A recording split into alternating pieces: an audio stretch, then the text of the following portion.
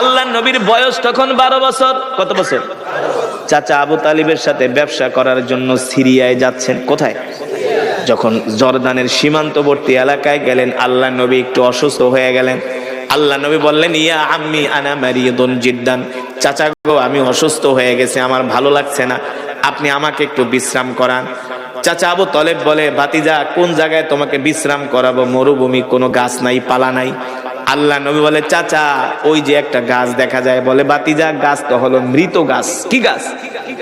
ওই গাছ শুধু মৃত না, গাছের ডালপালা গুলো উড়ি পোকায় খেয়ে ফেলেছে, বুঝেন নাই? আল্লাহর পয়গম্বর বলে, চাচা আপনি আমাকে ওই মৃত গাছের নিচে নিয়েই বসান।